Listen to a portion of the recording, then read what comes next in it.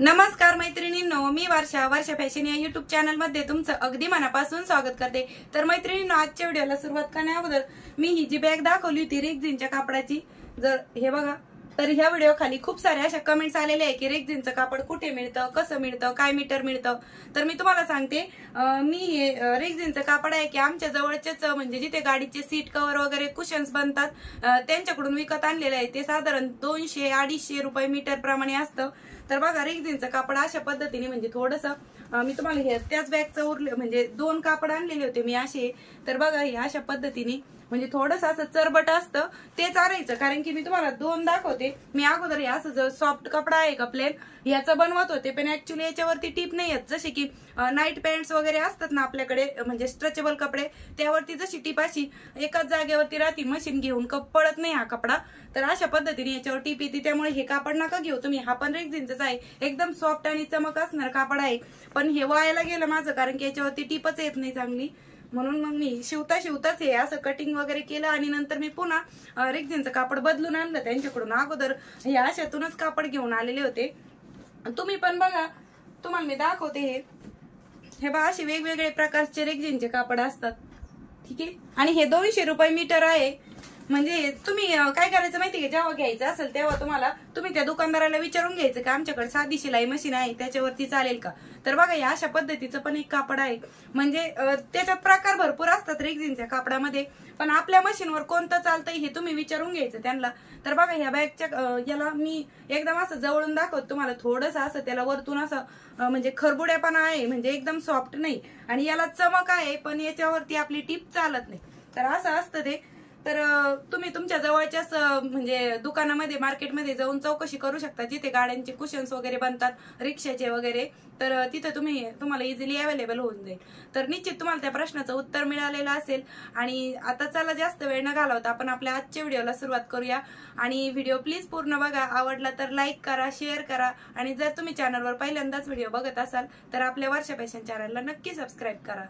तर मैत्रिणींनो, मी ते रेक्झिनचेच कापड घेतलेले आहे। पुन्हा मी तुम्हाला अगोदरच्या व्हिडिओ मध्ये दाखवले पण होते की 3 कापड मी विकत आणलेले आहेत ते।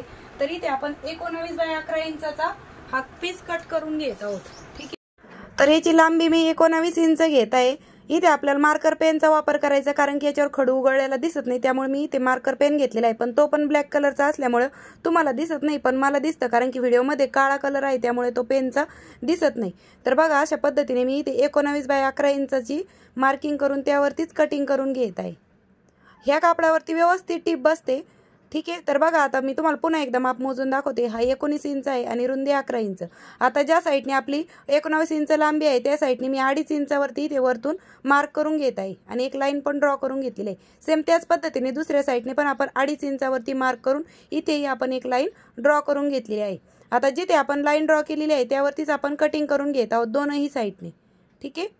आणि यानंतर इथे आपल्याला झिप अटॅच करायची आहे। ही झिपचं पण मी तुम्हाला सांगितलेलं आहे, पूर्ण बॅगसाठी लागणाऱ्या मटेरियलचा पण मी व्हिडिओ बनवलेला आहे, तो पण मी तुम्हाला हवं तर डिस्क्रिप्शन बॉक्समध्ये देऊन ठेवते। तर अशा पद्धतीने आपल्याला झिप अटॅच करायची आहे। तर बघा मैत्रिणींनो, अशा पद्धतीने आपण हे झिप अटॅच करून घेतलेलं आहे आणि याला टॉप स्टिच पण देऊन घेतलेलं आहे आणि दोन्ही साईडने मी ही झिप अटॅच करून घेतलेली आहे, ठीक आहे। आता बरं, त्यानंतर मैत्रिणींनो, अजून पण मी हे 2 पीस रेक्झिनचेच घेतलेले आहे। तर याची लांबी घेतलेली आहे मी 19 इंच, ठीक आहे, आणि रुंदी घेतली आहे 5 इंच, ठीक आहे।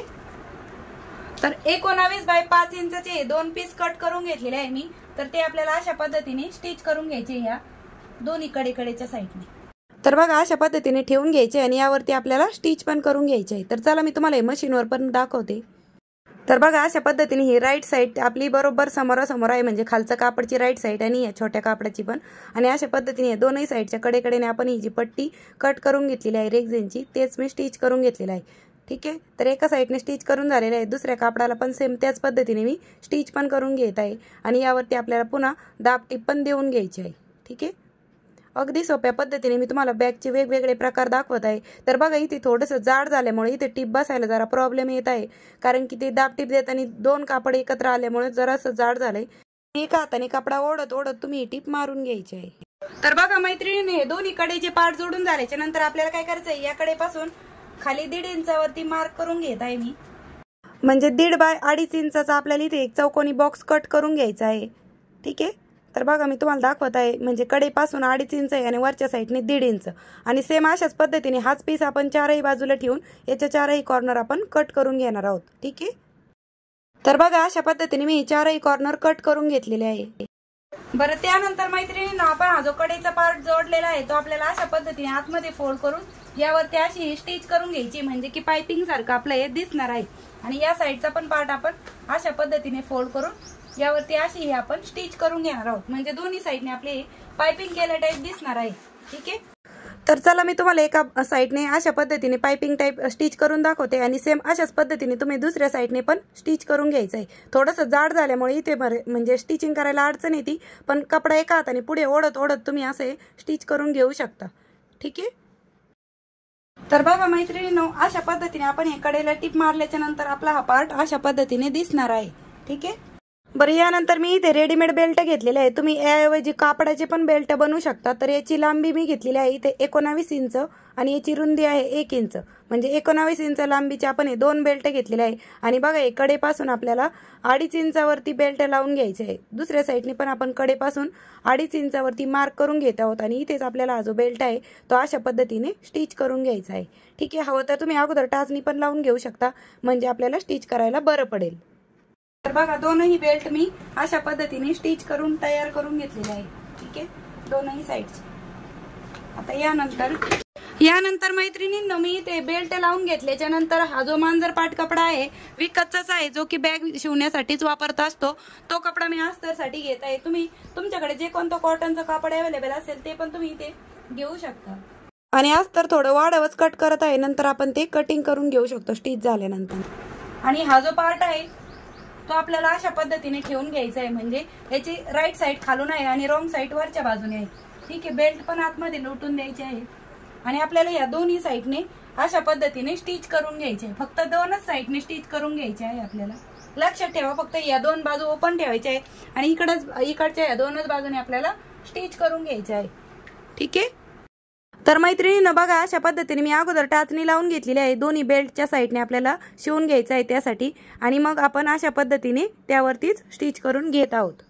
तर एका साईडला मी स्टिच करून दाखवलेला आहे, सेम अशाच पद्धतीने आपण दुसऱ्या साईडने पण स्टिच करून घेणार आहोत। आणि हा जो अस्तरचा एक्स्ट्राचा पार्ट आहे तो मी कट करून घेत आहे। ठीक आहे, आणि सेम अशाच पद्धतीने दुसऱ्या पार्टला पण मी स्टिच करून घेते। तर बघा मैत्रिणींनो या दोनही साईडने मी स्टिच करून घेतलेला आहे आणि हा जो 2 पार्टचा भाग आहे तो आपण ओपनच ठेवलेला आहे, म्हणजे हा दोन्ही पण साईडनी ओपन आहे। ठीक आहे, तुम्हाला दिसत पण असेल, एकदम स्टेप बाय स्टेप मी तुम्हाला दाखवत आहे। तर बघा या साईडने आणि या साईडने स्टिच करून घेतलेला आहे। आता हा जो पार्ट आहे तो आपल्याला अशा पद्धतीने बाहेर काढून घ्यायचा आहे, म्हणजे आपला अस्तर जे आहे ते आतील साईडने जाणार आहे। ठीक आहे, तर अस्तर पलटी मारून घेतल्याच्या नंतर व्यवस्थित याची जे कोणी कोपरे आहेत जिथे जाड भाग आलेला आहे तो म्हणजे व्यवस्थित पलटी मारून घ्यायचा आहे, कारण की तिथेच थोडासा वेळ लागतो। ते कोणी व्यवस्थित बाहेर काढून घ्यायचे आणि नंतर आपण हे जे दोन्ही बेल्ट लावलेले आहे त्यावरती पुन्हा हे पूर्ण कापड बाहेर काढून घेतल्याच्या नंतर यावरती आपण टॉप स्टिच पण देऊन घेणार आहोत। ठीक आहे, तर बघा मैत्रिणींनो अशा पद्धतीने मी या दोनही साईडने टॉप स्टिच देऊन घेतलेली आहे, ज्या बाजूने आपण पलटी केलं होतं त्या साईडने। आता यानंतर आपल्याला काय करायचं आहे, अशा पद्धतीने ही फोल्ड करून घ्यायची आहे बॅग आणि बरोबर मध्यभागी सेंटरला मार्क करून घ्यायची आहे। तर बघा अशा पद्धतीने व्यवस्थित पकडायचे आहे आणि बरोबर सेंटरला मी इथे मार्किंग करून घेत आहे। हा खडू उघडलेला दिसत नव्हता त्यामुळे मी दुसऱ्या कलरचा घेतलेला आहे आणि बरोबर सेंटरला आपण इथे एक लाईन ड्रॉ करून घेतलेली आहे। ही का कशासाठी, तर आपण हे जे 2 पॉकेटला म्हणजे झिप लावलेली आहे तर ते सेपरेट होण्यासाठी आपल्याला इथे अस्तरला म्हणजे स्टिच करून घ्यायचं आहे बरोबर मध्यभागी, त्यामुळे आपले दोनही पॉकेट सेपरेट होणार आहेत।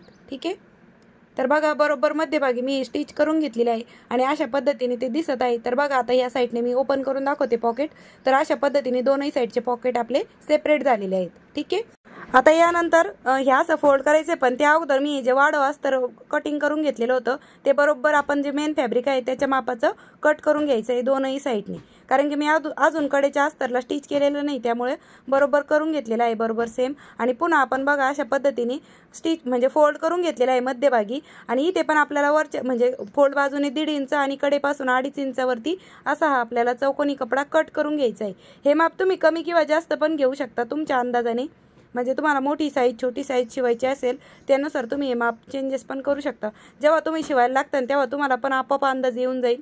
तर बघा हे दोनही साईडने मी 1.5 बाय 2.5 इंचाचा कट देऊन घेतलेला आहे आणि ती कट दिल्याच्या नंतर अशा पद्धतीने दिसणार आहे। आता ह्याच्या दोन्ही कडेच्या बाजू आहेत ते आपल्याला अगोदर स्टिच करून घ्यायचे आहे, म्हणजे अगोदर दोन्ही कडेच्या स्टिच करायचे आणि नंतर आपण जो मधला भाग कट केलेला आहे तो स्टिच करायचा आहे। तर मी इथे पाइपिंग नाही करणार या कापडाला।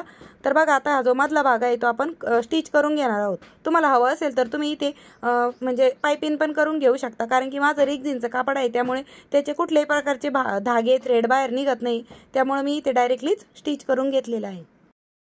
बरं इथे मी डबल स्टिच करून घेतलेले आहे बॉटमला मैत्रिणींनो। आता यानंतर आपण हा भाग राईट साईडला टर्न करून घेत आहोत। तर व्यवस्थित कोणे कोपरे बाहेर काढून घ्यायचे आहे अशा पद्धतीने। हे बघा पॉकेट हा आहे आपला मेन पॉकेट।